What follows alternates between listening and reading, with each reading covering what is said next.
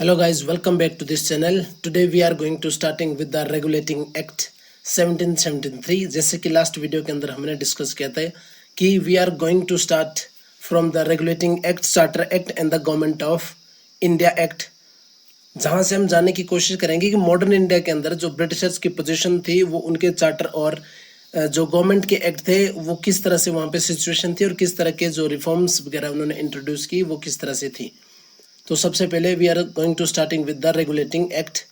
जो रेगुलेशन का जो पहला एक्ट था 1773 के अंदर वो था आपका वॉरेन हेस्टिंग के अंदर, जिसका रेन था 1773 टू 85 के अंदर। यहाँ पे जानने की बात यह है कि I have already told you that we are going to start with the regulating act, but separately we are going to start with the governor general and viceroys list and their respective reigns, so that we can understand that what are the major act they have done and what are the major work and stances of the governor general and viceroys। उसके साथ ही जो regulating act था उसके साथ हम start करने जा रहे हैं कि इसमें किस तरह की सिचुएशन थी। सबसे पहली बात है जो किसी भी एक्ट को पढ़ने से पहले होना चाहिए कि वाई, इसकी ज़रूरत क्यों थी। तो रेगुलेटिंग एक्ट जो था उसकी जरूरत इसलिए पड़ी क्योंकि जो ब्रिटिशर्स का पॉलिटिकल और एडमिनिस्ट्रेटिव जो एजेंडा था वो इस्टेब्लिश हो चुका था। जैसा कि हम जानते हैं कि बैटल ऑफ बक्सर 1764 के अंदर, उसके बाद से वो एक एडमिनिस्ट्रेटिव बॉडी की तरफ वहां से इस्टेब्लिश हो चुके थे। तो इसकी स्मूथ फंक्शनिंग के लिए और रेगुलेट करने के लिए उन्होंने पॉलिटिकल फील्ड और एडमिनिस्ट्रेशन फील्ड को सेंट्रलाइज्ड और स्मूथ रखने के लिए सबसे पहला जो आपका रेगुलेटिंग एक्ट वो स्टार्ट किया, जो आया आपका 1773 के अंदर।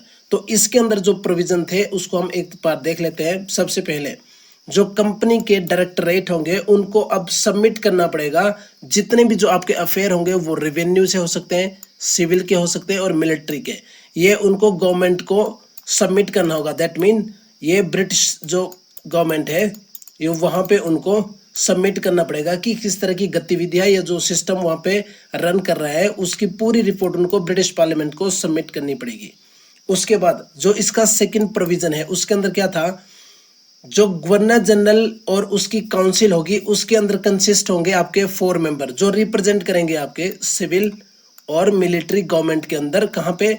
बंगाल के अंदर देखेंगे, जिसमें सिविल और मिलिट्री गवर्नमेंट होंगे। इसका मतलब है कि वहां पे क्या होगा, गवर्नर जनरल प्लस 4 मेंबर जो रिप्रेजेंट करेंगे आपके सिविल और मिलिट्री गवर्नमेंट को। यहाँ पे क्या होगा कि अगर आप देखा जाए तो अगर मेजोरिटी की बात की जाए तो 5, मतलब यहाँ पे मेजोरिटी के लिए कितने चाहिए, लगभग 3, तभी आप किसी भी तरह का जो आपका एक्ट वगैरह होगा वो पास हो सकता है। ये यहाँ पे सिचुएशन ये हुई। इसी के बाद एक और जो इसका सेटलमेंट आया वहां पे हम डिस्कस करेंगे कि इसका जो रोल है वो क्या रहेगा यहाँ पे। नेक्स्ट हम बात कर लेते हैं कि जो सुप्रीम कोर्ट वहां पे इस्टेब्लिश होता है 1774 के अंदर कलकत्ता के अंदर, जिसके अंदर आपकी जो ज्यूरिडिक्शन रखी जाती है वो किस तरह की होती है, ओरिजिनल और एपेलेट ज्यूरिडिक्शन होती है। बट जो उसकी एक ज्यूरिडिक्शन का जो एरिया है वो वहां पे तय नहीं किया जाता है, जिसकी वजह से यहाँ पे प्रॉब्लम्स आती है। उसके बाद जो गवर्नर जनरल है वो बॉम्बे और मद्रास के अंदर सेपरेट उनकी जो पावर है वो एक्सरसाइज कर सकते हैं, जिसकी वजह से यहाँ पे डिफरेंट काइंड की प्रॉब्लम स्टार्ट हो जाती है। अब जो रेगुलेटिंग एक्ट आपका 1773 है, इसके अंदर जो दिक्कत रही वो क्या थी, सबसे पहले जो इसकी ज्यूरिडिक्शन थी, ज्यूरिडिक्शन को यहाँ पे डिफाइन नहीं किया गया। इसमें डिफाइन नहीं किया गया कि इसका एरिया जो एक सेपरेट एरिया होगा वो कहाँ तक डिफाइन किया जाएगा। सेकंड, वहां पे इस तरह का ध्यान नहीं रखा गया कि जो आपके सिविल और मिलिट्री जो गवर्नमेंट या जो कंसिस्ट होंगे उसके अंदर मेंबर बंगाल के अंदर, वो अपना वर्क किस तरह से करेंगे। इसमें भी बहुत सारी प्रॉब्लम आती है। As we know that the governor general could exercise the separate power over the Bombay and Madras presidency. तो बॉम्बे और जो मद्रास की प्रेसिडेंसी थी उसके अंदर वो सेपरेट वहां पे वर्क कर रहा था, इसकी वजह से भी वहां पे प्रॉब्लम होती। उसी के साथ ही जो वॉरेन हेस्टिंग होता है वो वहां पे क्या करता है कि आप किसी भी तरह की ब्राइब और गिफ्ट को एक्सेप्ट नहीं कर पाएंगे outside of the company. That mean जो आपकी ईस्ट इंडिया कंपनी है उसके बिसाइड्स अगर कोई भी आपको गिफ्ट वगैरह देता है तो आप उसको एक्सेप्ट नहीं कर पाएंगे। अगर आप एक्सेप्ट करते हैं तो फिर आपके अंदर जो अगेंस्ट होगा वो एक सेपरेट एक्शन वगैरह वहां पे लिया जाएगा। तो ये चीजें होती है आपके रेगुलेटिंग एक्ट। बट यहाँ पे जो ये कुछ चीजें होती है जिसके अंदर ये प्रॉब्लम रहती है कि किस तरह से उनको मिटिगेट किया जाए, तो उसके लिए क्या होता है, हमारे पास एक सेटलमेंट का एक्ट आता है जिसको बोलते हैं अमेंडमेंट 1781 या एक्ट ऑफ सेटलमेंट जो आता है 1781 के अंदर। अब इसके अंदर जो प्रॉब्लम थी उसको ठीक प्रकार से मिटिगेट किया गया। जैसे कि इसके अंदर लिखा गया है, सबसे पहले जो ज्यूरिडिक्शन की बात होती है, सुप्रीम कोर्ट की जो ज्यूरिडिक्शन थी अब वो डिफाइन की गई है कि विद इन कलकत्ता। पहले वहां पे था कि उसकी सिर्फ आपके पास ज्यूरिडिक्शन है appellate and original jurisdiction, but we don't have any idea that what is the specific area, और जो उसकी ज्यूरिडिक्शन का एरिया होगा वो कहाँ तक होगा, ये यहाँ पे हमारे पास डिफाइन किया गया है। जो एक्ट ऑफ सेटलमेंट होता है 1781 के अंदर, उसमें ये डिफाइन किया जाता है कि जो आपकी ज्यूरिडिक्शन होगी वो क्या होगी। तो ज्यूरिडिक्शन यहाँ पे बताता है कि आपकी ज्यूरिडिक्शन होगी कलकत्ता। दूसरा, इसके बाद क्या होता है कि जो सर्वेंट होते हैं उनको इम्यून किया गया है इसके अंदर। वो किस तरह से, फॉर एग्जाम्पल अगर आप किसी भी प्रकार का वर्क करते हैं कंपनी के लिए और आपसे किसी प्रकार की मिस्टेक हो जाती है तो आपको इम्यून, मतलब आपको वहां पे इम्यून रखा गया है, मतलब आपके अगेंस्ट किसी भी तरह की जो प्रोसीडिंग होगी वो नहीं होगी अगर आप कंपनी का वर्क कर रहे हैं। तो ये मतलब आप यहाँ पे इम्यून हो गए। अगर आप किसी भी ड्यूटी को कर रहे हैं और आपसे किसी प्रकार की मिस्टेक या कुछ मिसहैप हो जाता है तो आप यहाँ पे इम्यून रहेंगे अगर आप कंपनी के लिए वर्क कर रहे थे या आप ड्यूरिंग ड्यूटी आपसे ये होता है। थर्ड वन यहाँ पे क्या था कि जो सोशल और रिलीजियस यूजेस थे उसको ऑनर किया जाएगा। आपके मुस्लिम, हिंदू या किसी भी प्रकार की जो एथनिक वहाँ पे माइनॉरिटी वगैरह जो कुछ भी था वहाँ पे रह रहे थे, उनका क्या था कि सोशल और जो रिलीजियस उनके यूजेज या सब्जेक्ट थे उसको ऑनर किया जाएगा, मतलब उसको किसी भी तरह से टच नहीं किया जाएगा या उसको चेंज करने की कोशिश नहीं की जाएगी। ये था आपका सबसे पहले कि रेगुलेटिंग एक्ट के अंदर इंपॉर्टेंट जो वर्क था वो किस तरह से वहाँ पे चल रहा होता है और किस तरह की वहाँ पे प्रॉब्लम होती है। अब इसके बाद हमारे पास है पिट्स एक्ट जो आता है आपका 1784 के अंदर। अब पिट्स एक्ट के अंदर क्या होता है, ये एक मिनिस्टर होता है पार्लियामेंट के अंदर जो गवर्नमेंट के लिए, जो ब्रिटिश गवर्नमेंट के लिए एक बेहतरीन मेजरमेंट या कंट्रोल लेके आता है जो कंपनी के अफेयर के ऊपर ठीक प्रकार से कंट्रोल कर पाए। मतलब जो कंपनी वहां इंडिया के अंदर वर्क कर रही है उसके ऊपर ये कंट्रोल को कर रहा होता है ताकि वो उनकी स्मूथ फंक्शनिंग को देख सके। इसके लिए दो प्रकार की चीजें या दो बोर्ड वहां पे बिठाए जाते हैं जिसमें होता है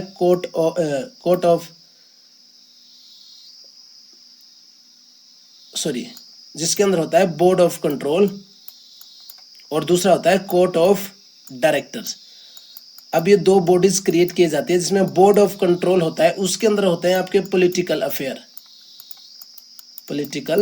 अफेयर और जो कोर्ट ऑफ डायरेक्टर होता है उसके अंदर होते हैं आपके कमर्शियल अफेयर।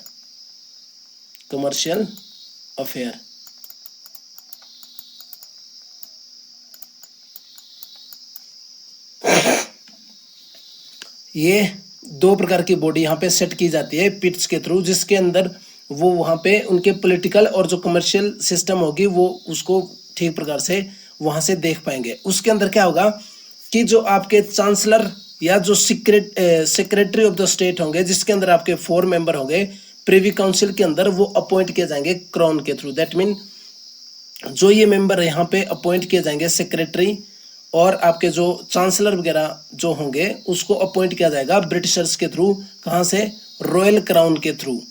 उसके बाद जो ये कंपनी की कंट्रोल रखेंगे वो कौन सी एक्सरसाइजेज होंगी जिसके ऊपर वो कंट्रोल रखेंगे, वो है आपके सिविल होगा, मिलिट्री होंगे और रेवेन्यू अफेयर के ऊपर कंट्रोल कौन करेंगे?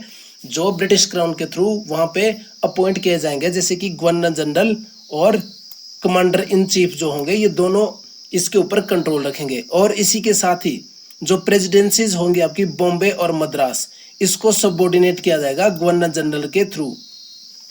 अब देखिए यहाँ पे क्या हो रहा है कि जो पिट्स एक्ट है उसके थ्रू सबसे पहले स्मूथ फंक्शनिंग के लिए वो बोलता है कि 2 बॉडीज को क्रिएट किया जाए, one of them board of control and second is court of directors which is political and commercial affair. After that there is a board which is consisting of 4 members और privy council which should be appointed by the crown, जो सिर्फ crown के through ही appoint किए जाएंगे। and they will take care of the different kind of work in Indian, which is civil, military and revenue affair, which is come under the Governor Generals and Commander in Chief. अब इसमें क्या होता है कि जो governor general होगी उसकी council के अंदर क्या होंगे 3 पर्सन.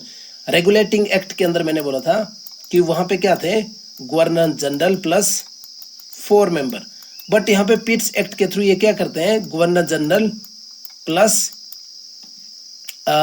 3 मेंबर. दैट मीन ये यहाँ पे हो जाते हैं कंप्लीट 4 और यहाँ पे हो जाते हैं 5. अब यहाँ पे क्या होता है कि 5 के टाइम पे क्या था कि यहाँ पे मेजोरिटी के लिए थोड़ा मुश्किल था कि किस तरह से मेजोरिटी लेके आए, because we need 3 members. But here there is only 4 member. That's why it's easy to get the majority of 2 or 3, because governor general यहाँ पे एक अहम रोल निभाएगा कि वो किस तरह से वहां पे एक्ट को रोक सकता है या किस तरह से उसको पास कर सकता है. तो इसके लिए भी यहाँ पे एक बहुत इंपॉर्टेंट ये वर्क हो गया है. उसके बाद जो बॉम्बे और मद्रास की प्रेसिडेंसी थी उसको सबऑर्डिनेट किया जाएगा गवर्नर जनरल के थ्रू. मतलब इन प्रेसिडेंसीज के ऊपर भी कंट्रोल किसका रहेगा गवर्नर जनरल का. उसके बाद इसके अंदर जो मेन चीजें डाली गई वो किस तरह से थी, उसमें सबसे पहले जो आपके अंदर एग्रेसिव वॉर या ट्रीटीज की जाएगी या ब्रीच की जाती है एक्ट ऑफ 1786 के अंदर, उसको प्रोहिबिट किया गया. मतलब उसका निषेध किया गया कि आप किसी भी तरह की एग्रेसिव वॉर और ट्रीटीज को प्लेस नहीं कर पाएंगे. दूसरा जो कॉर्नवालिस था, अब यहाँ पे क्या था कि रेगुलेटिंग एक्ट के थ्रू वॉरेन हेस्टिंग का रेन था आपका 1773 to 85. बट यहाँ पे अब बारी थी सेकंड गवर्नर जनरल की, जिसके अंदर वहां पे आना था कॉर्नवालिस को. तो कॉर्नवालिस की जो मेन वहां पे इशू से या जो मेन उसका बोलना था वो क्या था कि वो पावर चाहता था दोनों गवर्नर जनरल और कमांडर इन चीफ की दोनों पावर वो चाहता था. इसी को मद्देनजर रखते हुए जो पिट्स एक्ट था वो कंट्रोल करता है कि जो इसकी काउंसिल के अंदर मेंबर होंगे वो सिर्फ 3 होंगे, so that it can get majority easily. तो वहां पे क्या होता कि गवर्नर जनरल और कमांडर इन चीफ किसके हाथ में दिया जाता है यहाँ पे कॉर्नवालिस के हाथ में, सो दैट वो वहां पे डिसीजन को ओवरटर्न कर सके. और इसी के साथ ही कॉर्नवालिस को एक और पावर मिलती है कि अगर वो काउंसिल के डिसीजन को ओवरराइड करना चाहे तो वो कर सकता है, but it should be taken responsibility of that decision. That mean जो कॉर्नवालिस होगा उसको जो डिसीजन होगा उसका रिस्पॉन्सिबिलिटी होगी उसको खुद लेनी होगी. उसके बाद वो जो किसी भी डिसीजन का होगा वो वहां पे चेंज कर पाएगा. इसी के अंदर जब हम बाद में इसमें लोकल सेल्फ गवर्नमेंट, एजुकेशन और डिफरेंट काइंड की अथॉरिटी के बारे में वर्क करेंगे तो वहां पे हम ये पढ़ेंगे कि कॉर्नवालिस ने किस तरह से अलग अलग चेंज किए. इसके बाद यहाँ से उसको मेजोरिटी मिलने के बाद उसने डिफरेंट किस तरह के जो एक्ट वगैरह थे उसको चेंज किया है और उसका इम्पैक्ट इंडिया के अंदर मॉडर्न इंडिया में किस तरह से रहा है. उसके बाद हमारे पास है चार्टर एक्ट 1793.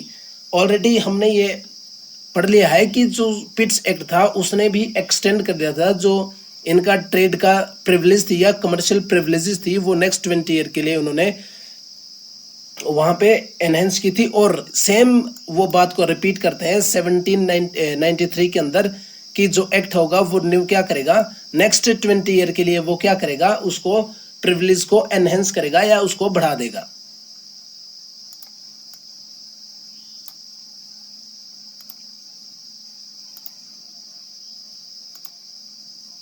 उसके बाद सेकेंड एक्ट के अंदर जो हमारे पास है उसमें क्या है,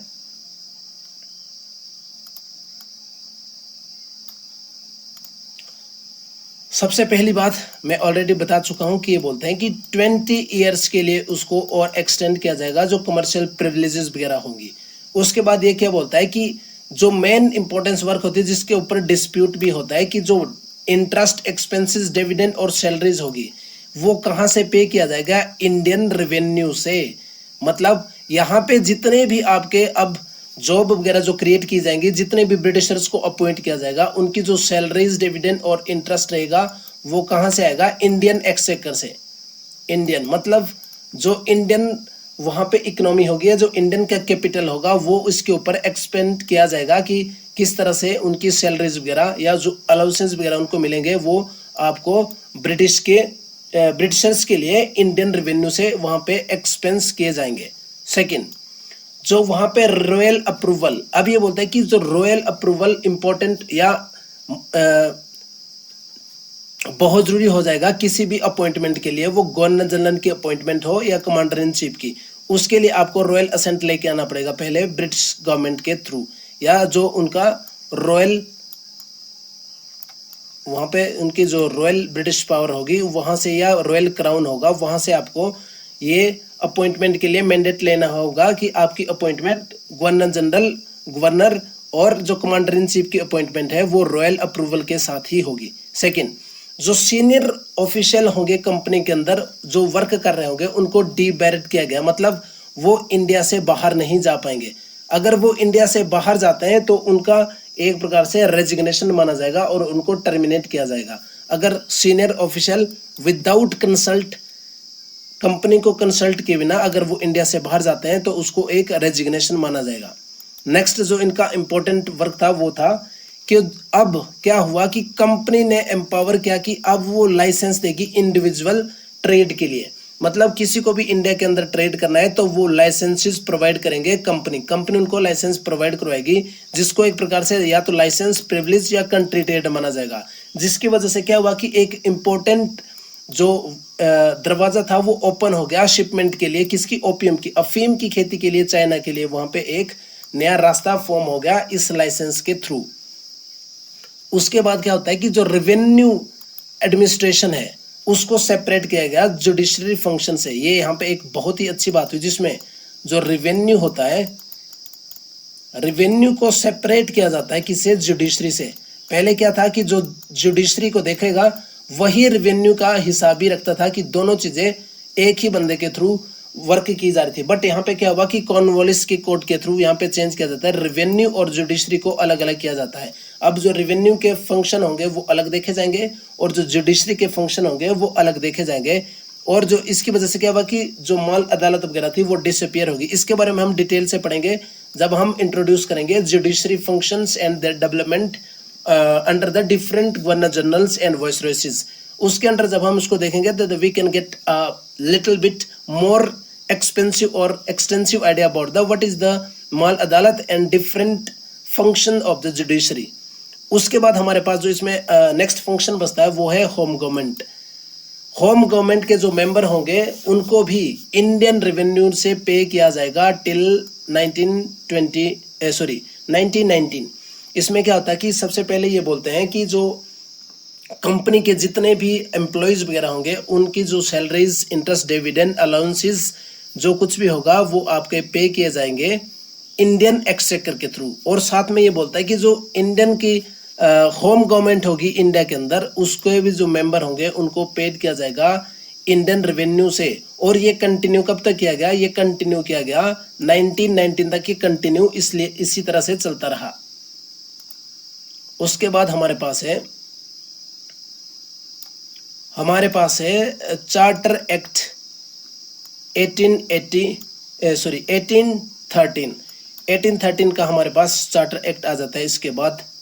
और अगर हम इसके अंदर देखने की कोशिश करें कि ये रेन किसका था यहाँ पे, तो इसके लिए गवर्नर जनरल का आपको याद रखना बहुत ही जरूरी है। इसके अंदर हमारे पास आ जाएगा चार्टर एक्ट के थ्रू हेस्टिंग जिसका रेन होता है 1813 टू 23, जो इसका यहाँ पे रेन रहेगा। तो इसके अंदर हम देख लेते हैं कि जो चार्टर एक्ट था उसके अंदर क्या इंपॉर्टेंट चीजें बोली गई थी।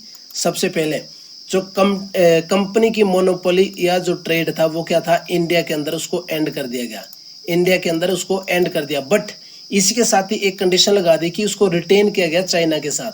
चाइना के साथ जो उनका ट्रेड रहेगा वो कंटिन्यूसली रहेगा। और इंडिया के अंदर ट्रेड वैसे तो मोनोपोली एंड होगी थी बट इसको रिटेन किस में किया गया, टी, जो टी का ट्रेड होगा वो भी कंटिन्यूसली चला रहेगा इंडिया के साथ। ये रहा आपका फर्स्ट फैक्ट।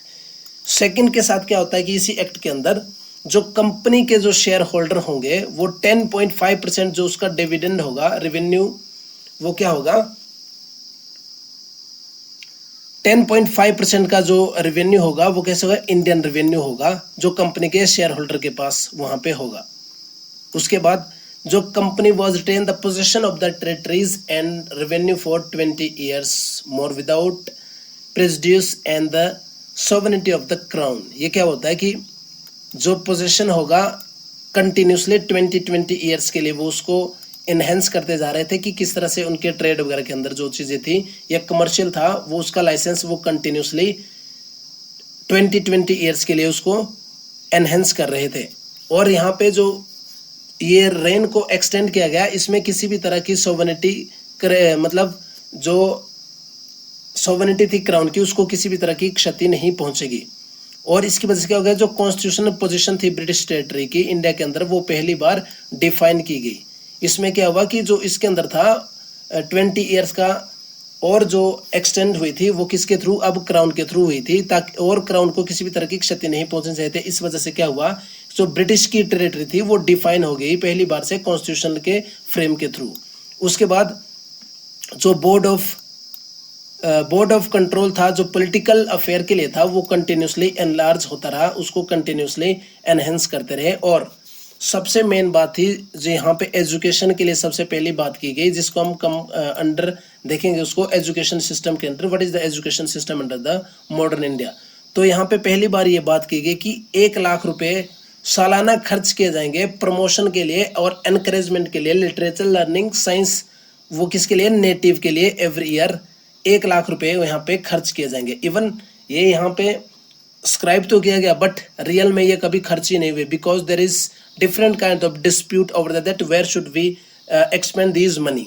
तो इसकी वजह से यहाँ पे इसके ऊपर हमेशा डिस्प्यूट ही रहा। दूसरा, यहाँ पे जो रिस्पॉन्सिबिलिटी थी एजुकेशन की वो फर्स्ट टाइम क्या थी, स्टेट के ऊपर आनी शुरू हुई। स्टेट के पॉइंट ऑफ व्यू से ये बोला गया कि जो यहाँ पे एजुकेशन की बारी है वो स्टेट इसके ऊपर ध्यान रखे कि किस तरह से इसको इम्पोर्ट किया जाएगा। उसके बाद हमारे पास है जो रेगुलेशन है आपके काउंसिल ऑफ मद्रास और बॉम्बे एंड कलकत्ता के ऊपर, now required to let for the British parliament.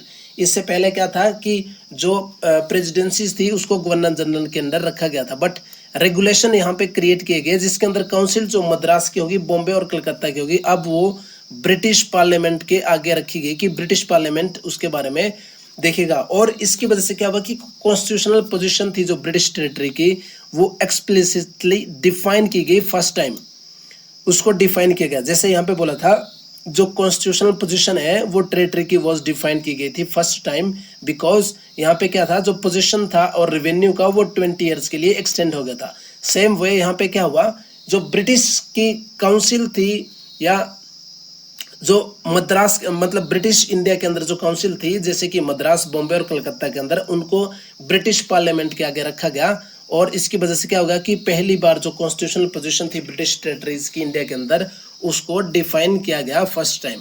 उसके बाद यहाँ पे बात की गई कि जो सेपरेट अकाउंट रखा जाएगा कमर्शियल ट्रांजैक्शन के लिए एंड टेरिटरी रेवेन्यू के लिए। ये बात की गई कि यहाँ पे सेपरेट अकाउंट रखा जाएगा, एक सेपरेट बुक या आप स्क्राइब समझ लें कि अलग से रखा जाएगा जिसके अंदर कमर्शियल जो ट्रांजैक्शन होगी उसको अलग से रखा जाएगा। और जो उसके ऊपर सुपरिटेंडेंस होगी डायरेक्शंस की वो किसके पास रहेगी, बोर्ड ऑफ कंट्रोल की। जिसमें क्या हुआ कि बोर्ड ऑफ कंट्रोल को सिर्फ एनलार्ज ही नहीं किया, उसके ऊपर ये रिस्पॉन्सिबिलिटी भी रखी गई कि वो पावर जो उनके पास सुपरिटेंडेंस की होगी डिफरेंट डायरेक्शन को देने की वो किसके पास रहेगी, बोर्ड ऑफ कंट्रोल के पास। किस चीज के बारे में, सेपरेट अकाउंट जो किसका होगा, कमर्शियल ट्रांजैक्शन का होगा, उसकी पावर किसके पास रहेगी, बोर्ड ऑफ कंट्रोल के पास। उसके बाद जो यहाँ पे दूसरा मेजर वर्क होता है या जो पेपर के अंदर मैक्सिमम पूछा जाता है वो सबसे पहले एजुकेशन के लिए, जो मैंने बताया कि एजुकेशन के लिए क्या किया उन्होंने 1 लाख रुपीज मतलब 1 लाख रुपीज को हर साल वो एक्सपेंड करेंगे किसके लिए, प्रमोशन के, different kind of promotion in India, literature, science, learning and different thing. And the another main important things which must ask in the examination, that is first time preach religion, जो Christian है, Christianity को सबसे पहले यहाँ पे क्या किया गया, उनको जो मिशनरीज थे उनको परमिशन दी गई कि वो अपने रिलीजन को अब कंटिन्यूसली प्रमोट कर सकती है, कहाँ पे, इंडिया के अंदर। ये उनको यहाँ पे परमिशन दी गई। तो ये कुछ एक्ट थे जो हमने यहाँ पे देखे कि जिसके अंदर हमने आज डिस्कस किया रेगुलेटिंग एक्ट 1773। उसके बाद हमने देखा कि किस तरह से आपके पिट्स एक्ट के अंदर चीज़ें चेंज होती है, और उसके बाद हमने देखा कि किस तरह से सेम चीज़ें चेंज होती है हमारे पास 1793 एक्ट के अंदर, और उसके बाद हमने देखा चार्टर एक्ट 1813 के अंदर, जिसमें डिफरेंट चीज़ें किस तरह से चेंज हो रही है। इसी तरह से जो नेक्स्ट अपकमिंग रेगुलेशन एक्ट है उसको भी हम डिस्कस करेंगे, बट आज के लिए इतना ही। मिलते हैं नेक्स्ट लेक्चर के अंदर, तब तक थैंक यू। और इसको कंटिन्यूसली रिवाइज करते रहे, और हो सके तो इसके नोट्स भी प्रिपेयर करें, ताकि समझने के लिए आपके लिए ईजी रहेगा। और जितनी पॉसिबल हो सके इसको मल्टीपल टाइम लिखते रहें, तभी चीज़ें आपके अंदर या स्टोर कर पाएंगे और आप उसको आसानी से रिकॉल कर पाएंगे। Thank you.